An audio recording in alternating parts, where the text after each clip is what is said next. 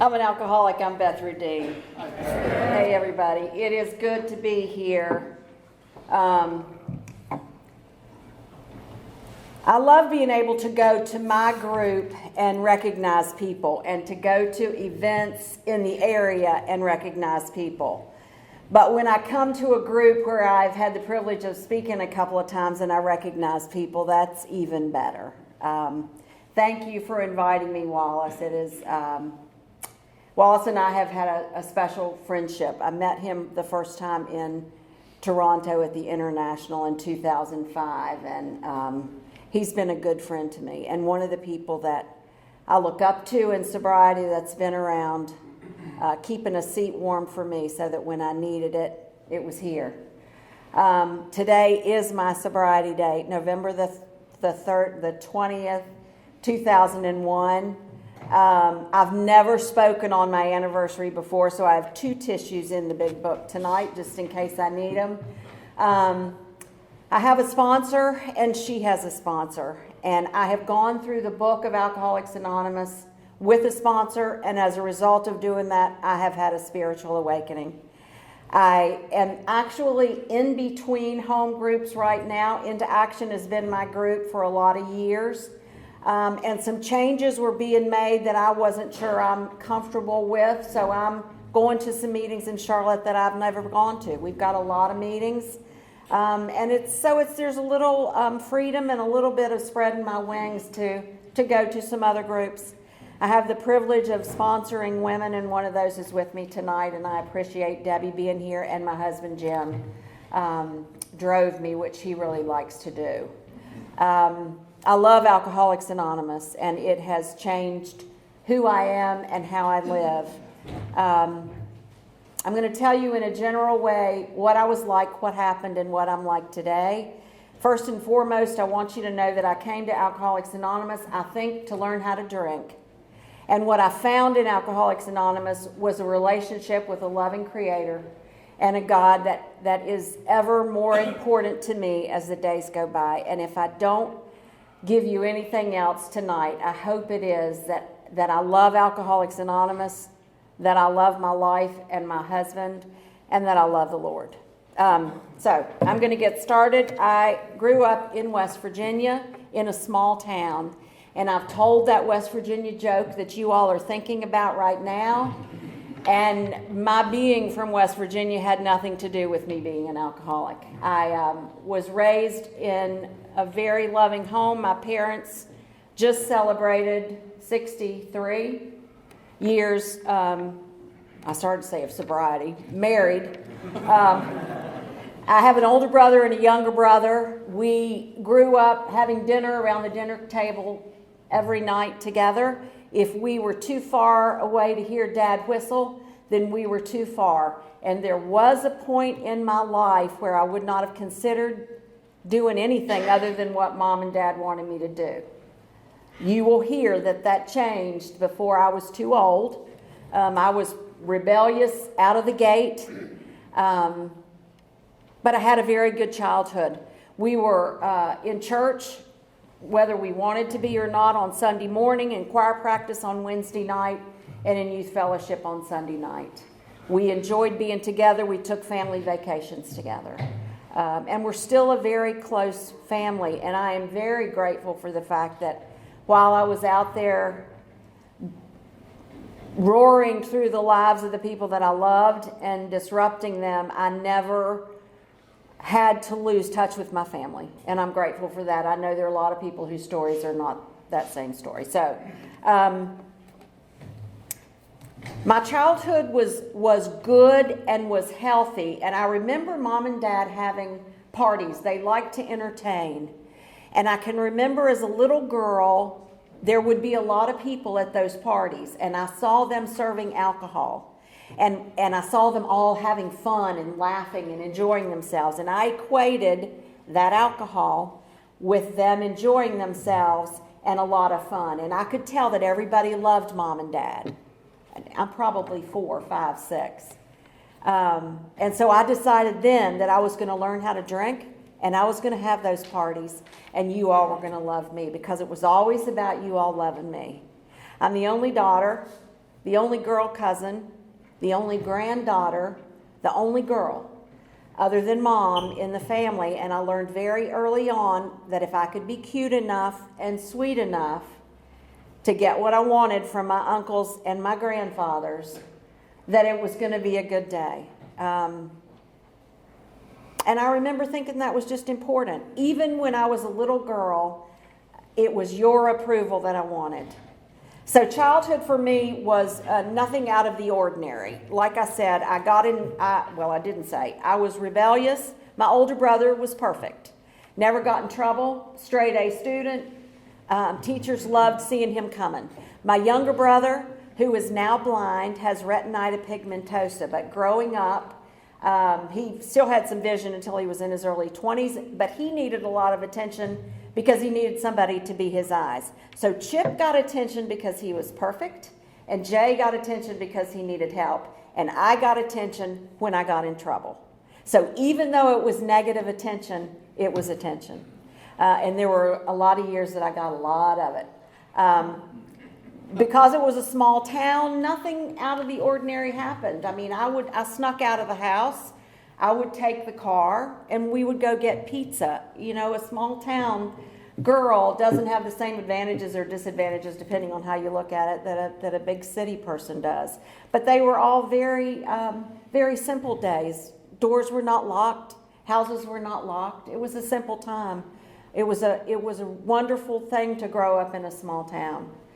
I don't remember my first drink. I remember high school dances, which were not really dances. The girls were on one side and the boys were on the other side, and we would all meet outside and drink Boone's Farm. And I was a puker. And it's hard to be cute when you're a puker. So I learned at some point, or I determined that I was going to learn how to drink so that I could quit puking. And somewhere along the way, I did quit puking for those years. And then at the end, I was a puker again. I guess I went full circle.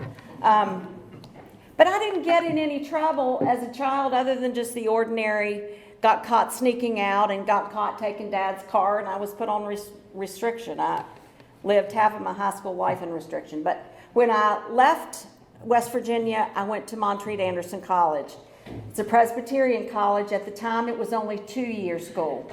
And the first semester that I was there, I broke every rule in the book and was put on room restriction, and I was very proud of that. I don't really remember everything that I did, but I do remember part of the reason I was put on room restriction was for mooning the library. I have no idea why I even wanted to do that, but at that time, I was already a drinker. I was not an everyday drinker, and I was drinking beer at this point, but I had already become comfortable in the dark bars, the smoky bars, with the broken glass behind the bar where we can be anything that we wanted. And I was to drink in a bar until the day I got sober. That was my comfortable place. One of the things when I said I was going to tell you what I was like. When I got to Alcoholics Anonymous, I was throwing up every day. I was getting up in the morning. I was only working part-time. It was right after 9/11. I'll get to that in a few minutes. And I've always been in the travel business. And after 9/11, I was made part-time, which pushed the issue for me because I was now drinking 4 days a week. And I would get up every day that I wasn't working, and I would pour Jim Beam and Sprite. And I would throw it up, and I'd take another drink. And I would throw it up, and I would take another drink until I could keep it down. Because I knew that if I drank it long enough and I could keep it down, I could function for the day, or what I thought was functioning. I was far from drinking to get drunk at that point. I was just drinking at that point to make it through the day, to survive. And if you had said to me that I was ever going to be able to make it without a drink, I didn't think it was possible. I didn't know how to not drink. And so when I got to Alcoholics Anonymous, you all looked very sober to me, and I thought it was going to be very impossible for that to happen. I didn't doubt that you were sober, but I didn't think it would work for me. And I know that as long as we're looking for differences in a room, we will find the differences. It's when we're looking for the similarities that we'll find the similarities.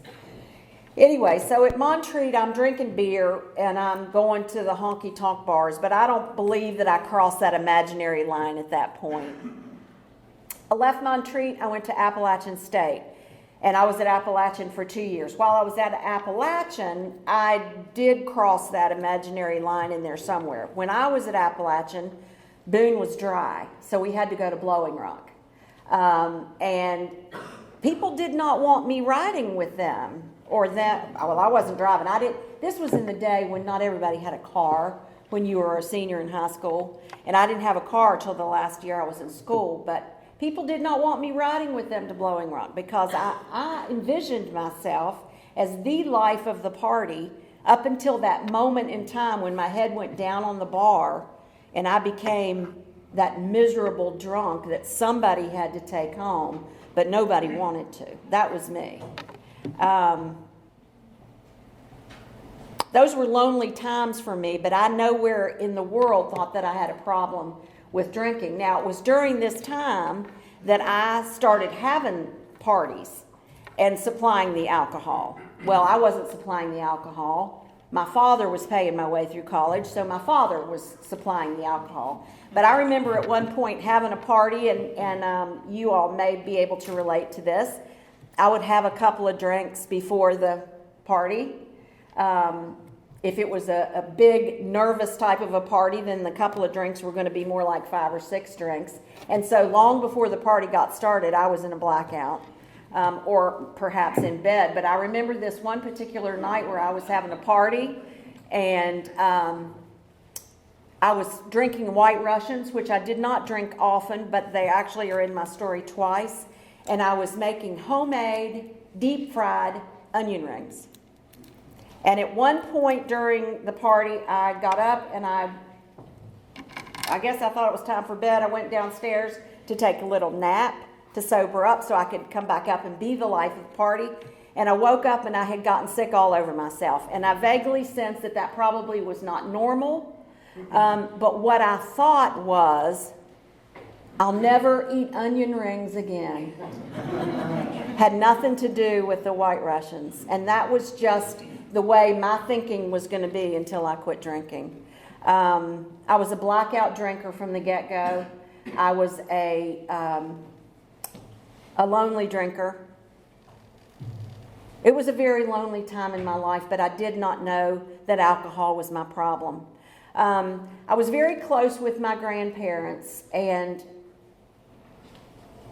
when I was, right after I got out of Appalachian, I moved to, let me back up a little bit.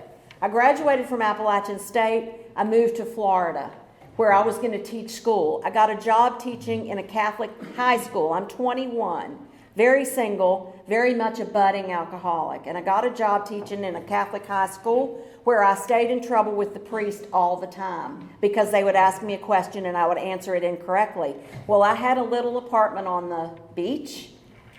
I was the rebellious girl, so it was the rebellious kids that were my very favorite kids. One thing led to another. Before long, I'm buying beer, and before long, it was time for me to leave Florida.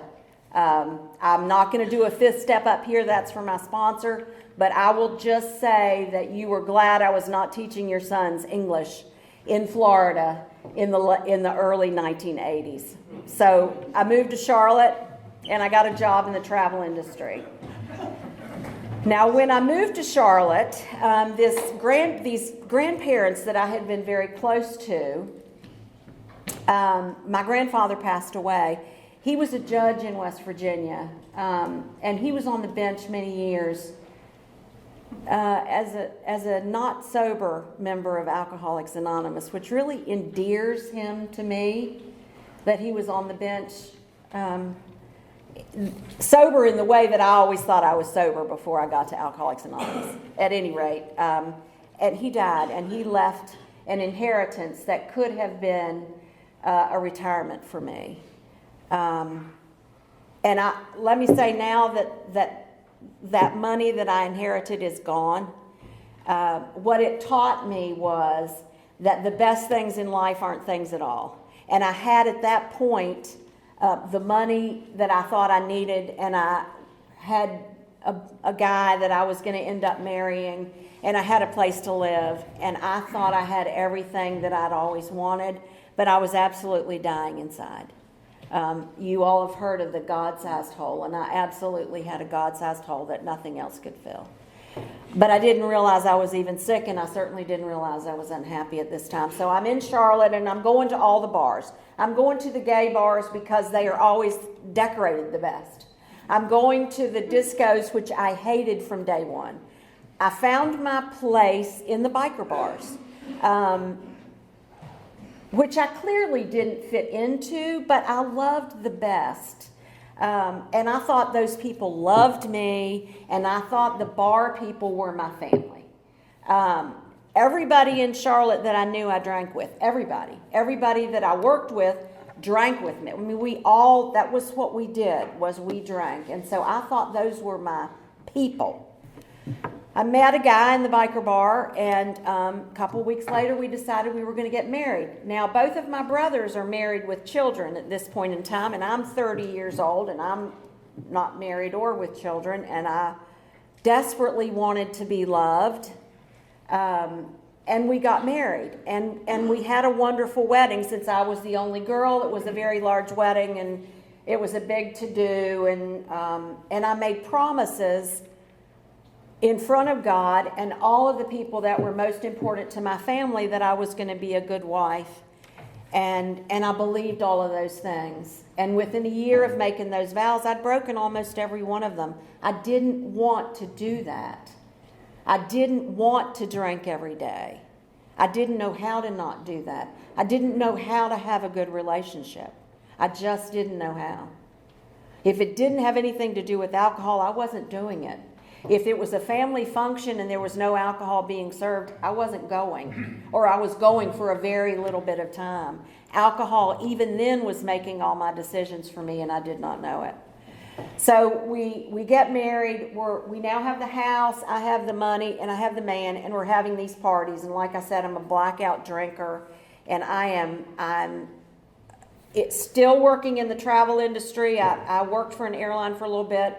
I'm working for a private family-owned company, and we're just kind of fumbling our way through life. We got married in 88. In 92, the doctor told him he had cirrhosis, and he needed to quit drinking. If he didn't quit drinking, it was going to kill him. And so he quit drinking for, 3 weeks, then tried the near beer, which has an alcohol content in it.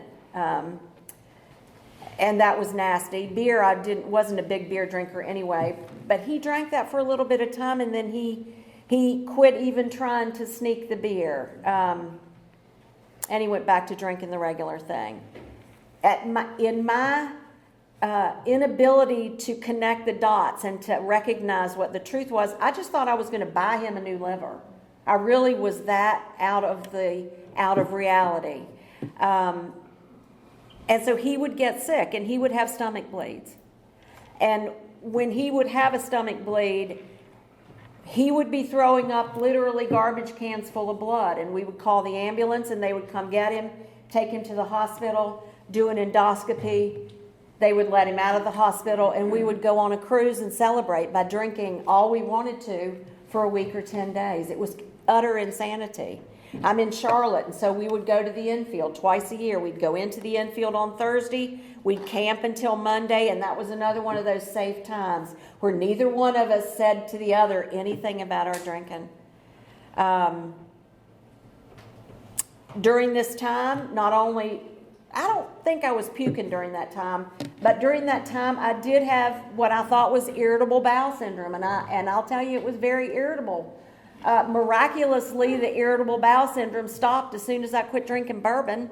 I think it probably had more to do with the bourbon than it did anything else. I also convinced my doctors I had problems with my sinuses, which I do have now. But at the time, I convinced my doctor that the reason I was throwing up every day was because of all the drainage. and it was messing up my stomach.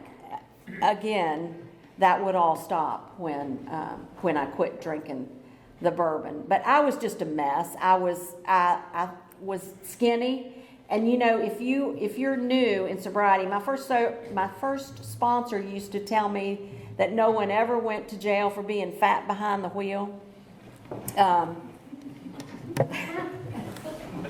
I thought I looked good. I looked like death warmed over when I got here, but I was very small, and I never woke up on those days thinking, oh, I look skinny today. It didn't happen.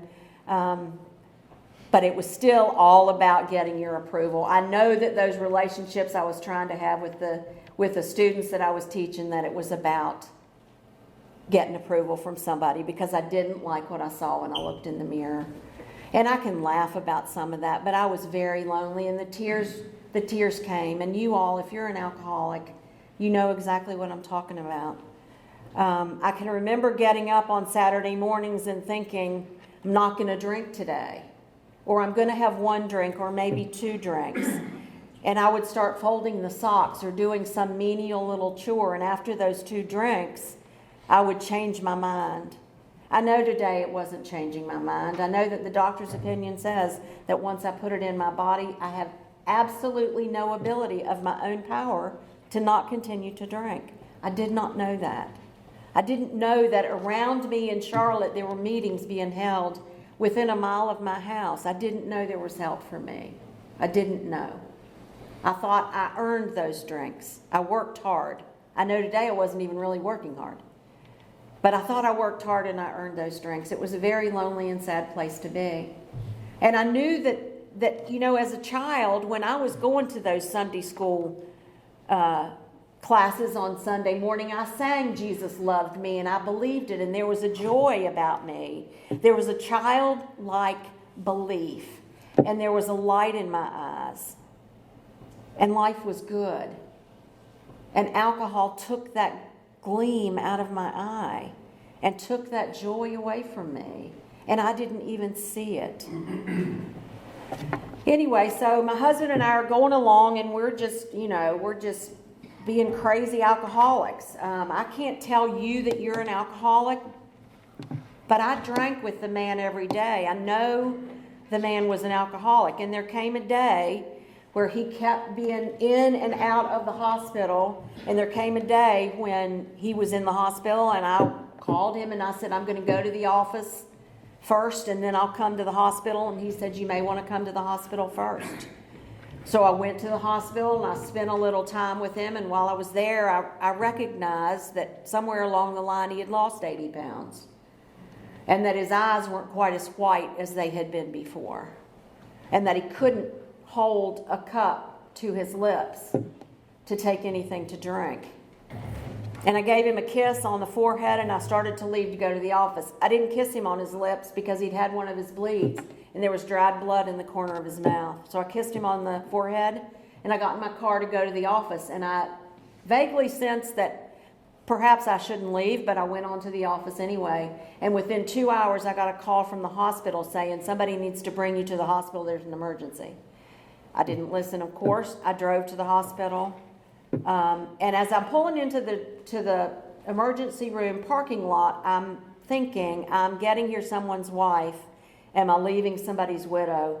And I walked in the hospital, and I went upstairs, and I saw the doctor, and I knew that Bob was dead. Immediately, I thought, well, the first thing that I thought is, what am I going to do? The second thing I thought was, nobody will give me a hard time about my drinking this weekend. Now, like I told you, within the first year of that marriage, I had broken all of the vows that I made, but we were together. We stayed together. It was a miserable relationship a lot of the time. We were alcoholics in our cups, and it was an unlovely reality for us. But in our sickness, we knew our chaos, and so that chaos was comfortable in its own chaotic way. But my family had long been talking to me about my drinking, and immediately I knew that nobody would give me a hard time about my drinking that weekend. I called my best friend, and I said, Bob has died. And the first thing she said to me was, "How much Jim Beam do you have?" The family converged on Charlotte. We started planning a funeral. The next day I get up and I am at the funeral home and I go in the bathroom and I'm throwing up in the bathroom and Mother's saying, "This is normal." And I'm saying, "It's not normal." I'm thinking, I need a drink. I did need a drink. When I got here, if you'd asked me what my problem was, I would have said alcohol, but alcohol wasn't my problem. Alcohol was my solution. That was all I knew that was my solution at that point in time. So I need to speed up. So Bob has died, and at that point in time, even though I recognize that he died of cirrhosis of the liver, this is what I think. Just before he died, the doctor told him he needed a new liver, but he was going to have to be in a 12-step program for 6 months before he could get on the transplant list.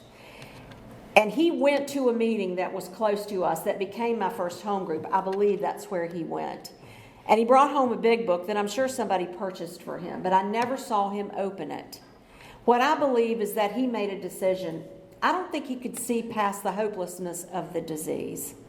I think he decided that he couldn't do it, or he didn't want to try. I don't know which it was. But there was loneliness in that man, and I just never saw him open that book. He never talked about it, but it wasn't, 10 years ago that I found a white chip that wasn't mine, that I believe was probably his. Once he died, you would have thought that I would have recognized there was a problem with me. And in some ways, I could no longer blame all the problems in the marriage on him, but it didn't cause me to look at myself and say, I need to get help.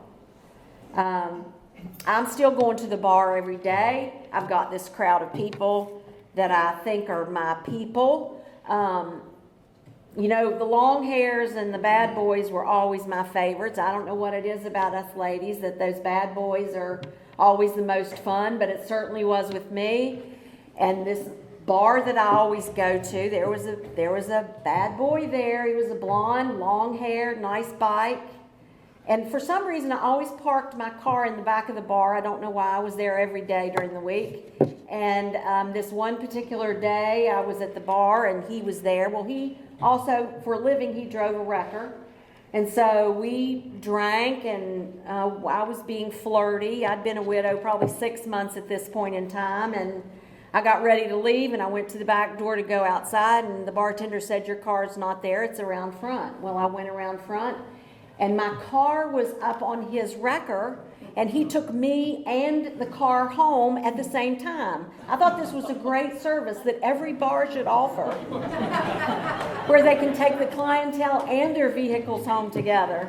And he came to the house, brought me, unloaded the car, and we evidently had a lovely, fun evening, but I was in a blackout, so I didn't remember any of it. But, those are the kind of crazy stories that we all have that I'm able to laugh at now, but behind those stories, like the book tells us, is deadly earnestness. So anyway, I'm not ready to be in another relationship at this point in time, but I get on Match.com. And I don't know if you all have ever been on one of these sites, but you go onto the site and you fill out a series of questions. This was before there were pictures on those sites. And so you fill out a series of questions that says, what color hair do you want him to have? What color eyes do you want him to have? Do you want him to have a college education, children, dogs? Do you want him to be a him? And you fill out all of these, you answer all of these questions, and then they assign an email address to you, a bogus email, and you fill out the information, and then you can answer the ones that you want to answer. And one of them lived in Raleigh. I'm in Charlotte, right? And I did not want a relationship, but I did put that I was only willing to drive 50 miles. Sounds like I wanted something. Anyway, there was a guy in Raleigh who had 5 children, and I thought, no. I didn't have any children at this time, by the grace of God. At some point, I went back on and brought the mile. Well, no, I left it at 50 miles. So one of the people that I was matched with, a 98 percentile match, he and I started emailing back and forth on this bogus email address. And at some point we decided that we would start using our own email addresses. So we did that for a while. And then he said, why don't you give me your phone number so I can call you? I said, I will not give you my phone number because I'm sure you're a psychopathic killer. Why don't you give me your phone number and I will call you? So we talk on the phone, and you'll be very surprised to know that I lied to him about the way I looked. And like I said, there were no pictures, so we talked back and forth, and I don't know what he looks like, but I know what his voice sounds like. So we decide that we're going to meet. At the time, he was working for a home improvement center, an Orange Home Improvement Center. And so we decided we were going to meet. And now this particular day I have gone to work. I have not had anything to drink. I didn't drink while I was working. I do not know how that happened, but I didn't. And so I'm walking around in the parking lot. I've been to work that day. I feel like I need to throw up. I needed a drink, but I hadn't had one. So I go into the Orange Home Improvement Center, and I'm wandering around, and I'm thinking, oh, he looks good. Oh, he does not look so good. And then I heard his voice, and so I'm like looking, trying to see him, and I couldn't see him, but he comes around the corner, and he said, can I help you? And I said, I'm Beth. And a month later, we were engaged. He is not one of us. But he was that gift that God just said, here you go. He has been my greatest support. And if you believe in, I don't want to say coincidences, if you believe in special little anonymous gifts from your higher power, he is one of those. His brother, when Jim and I married, was sober 4 years in Alcoholics Anonymous. So he knew me better than I knew me when I got here. But the first dinner that I had for the family, I wanted to convince the family how glad they were that I was part of the family. And so I'm having this, I think it was a Christmas Eve or Thanksgiving, Christmas Eve, and I have out the good china, and I've made this big dinner, and they're all coming over, and somebody called to say they were running late. Now, I don't know if it was 5 minutes late or if it was an hour late. I don't know. All I know is that by the time they got there, I was quite inebriated, and I was literally in bed before dessert. Literally. Consequently, they were not so thrilled that I was just joined the family. But that was just kind of the way that my life went. In November of 2001, the Leonid meteor shower was coming through, as it just did earlier this week. And so Jim and I decided that we were going to get up and watch the meteors. He's drinking his coffee, and I'm drinking White Russians. It's 4 o'clock in the morning. It's milk, so it's breakfast. He's got to go to work. He had an old Cadillac at the time, and so we've got blankets and pillows on the back of the old Cadillac, and we're watching the stars, and we're talking about how could anybody see this and not know there's a God. And inside of me, this awakening is starting to take place, and I didn't know it. There's a paragraph about me in the book when it says, who on a starlit night, and it's talking about goosebumps, and we get all excited.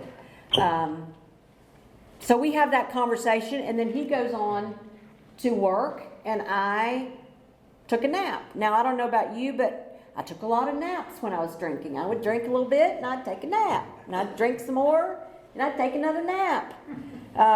Trying to let my body catch up, which it never did. But somewhere in between nap 3 and 4, or 2 and 3, I don't remember, I picked up the phone and I called that perfect older brother, who, by the way, is an alcoholic. Now, they'd been talking to me about my drinking for a long time, and I kept saying, I'm slowing down, I'm tapering off. As Bill C. says, he talks about tapering off. And mine looked very similar to his. To the normal person, it didn't look like tapering off at all. But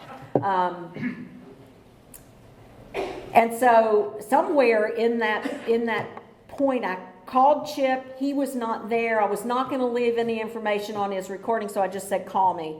And then I called Jim, and I said, I need help.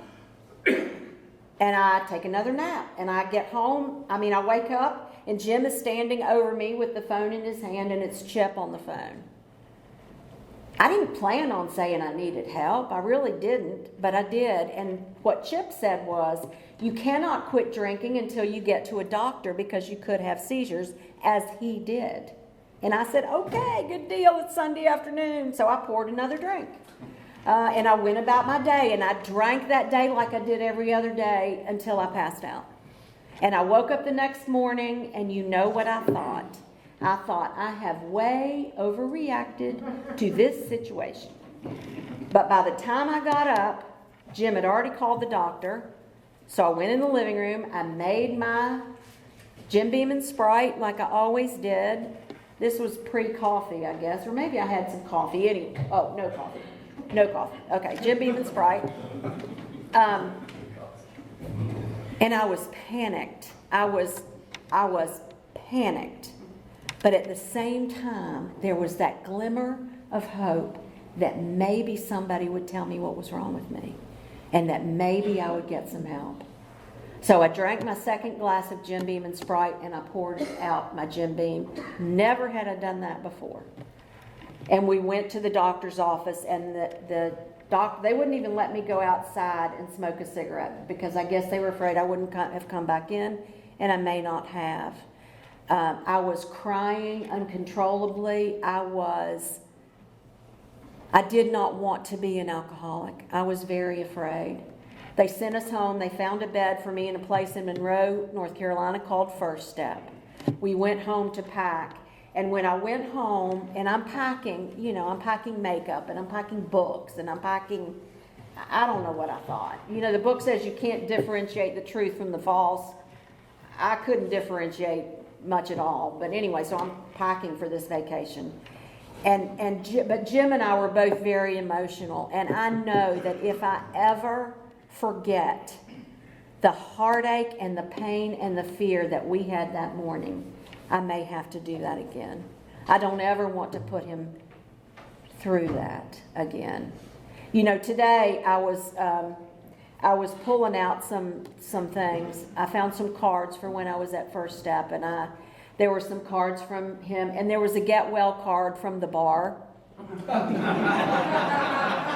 Get well soon. And one of the lines in a letter that I had written to Jim said, I feel really bad because now you're having to handle everything at home like he wasn't before I went to First Step. But anyway, so the first few days I was there, I very obnoxiously said, I do not need this program. I have a good support system at home. I had no idea what a support system was. The place was called First Step. I didn't know there were others. I had no idea. The grandfather that died, that left me the money, died sober in Alcoholics Anonymous. I never put the two things together. I never knew it was the same thing.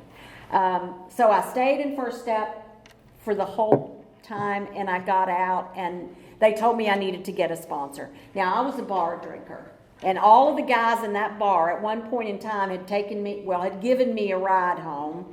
But I was not there looking for a man. Those were my buddies. I didn't want your men. You can have your men.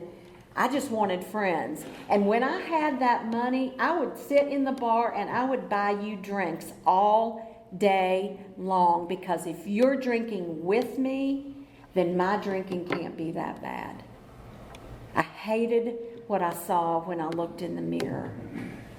It terrified me. I didn't know how the light in my eyes had gone out. And after the first few days at First Step, that light started to come back on.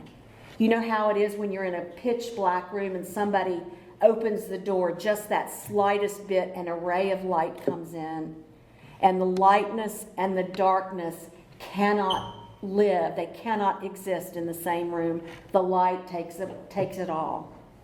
Bill writes in the book that a new light had dawned on the dark world of the alcoholic. The first recorded words that we have are "let there be light."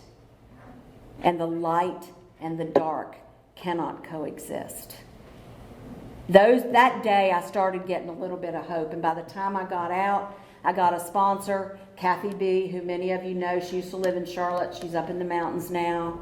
And I hung on to her belt loop, and I did what I saw her do. She never told me what I had to do. She just let me watch her. And she would say to me when I started sponsoring, give them enough rope. They'll either walk with you or they won't. But I can't drag anybody along. If I'm worrying more about your sobriety than you're worrying about your sobriety, there's a problem in that. My recovery has been busy. I was sponsored into service. I love being in general service. I have stayed busy with the area because I love it, because it keeps me in the center. If I'm in the center, I can't fall off the edges. I have a wonderful relationship with my husband. We have a loving, peaceful home. The biggest chaos in our home is when the Cocker Spaniels are barking. I mean, that's as chaotic as it gets.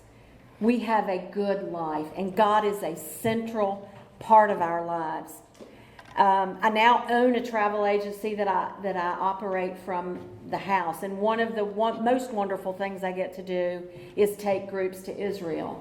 There are pools, the pools of Bethesda, right outside the old city walls in Jerusalem, and they're now empty. But 2,000 years ago, there was water in those pools. And the belief at that time was if you got to the pools first, and you got in the pool when the water was still rippling, you would be healed because the angels were in the water. There was a crippled man who went to those pools every day for 38 years. Every day for 38 years, he went to the pools. And one day a teacher came along and the man said, will you put me in the water?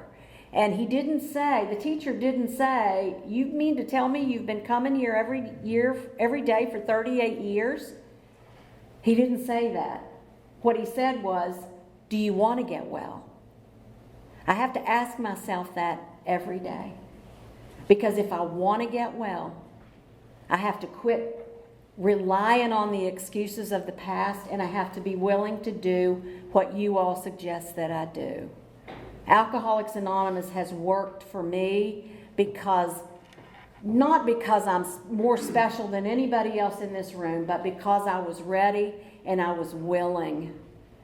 Our elders in this program, our long-term sobriety people, are invaluable to us. And to those of you that have been here, one in this room that's been sober longer than I've been alive, for those of you that have kept this thing going, thank you. Thank you for that, because I needed this. I don't have children, but I have nieces and a nephew, and they're having children, and I need to save some seats. If it is in this book, I need to know what it says. I know that this is a strong group and that I don't need to say anything about the traditions, but I know that if I go to a meeting of Alcoholics Anonymous and I leave wondering what kind of a meeting it was, there's a problem. My responsibility as a sober member of Alcoholics Anonymous is to pass this thing along the way it was given to me. And that's something that I take very seriously. I'm going to close this meeting the way that I have closed all of them. And it's from Jim, and I used to, in the mornings, read some literature. He was doing Al-Anon for a while. He loved it. The meeting that he loved fell apart. And he's just not found another one that works for the schedule that he has now. But there was a time when we were getting together and doing our readings every morning, and there's a book called Courage to Change that I love. And for those of you members that are here that are in Al-Anon, thank you. We need that too. This is a family disease, and we got to get the families back together.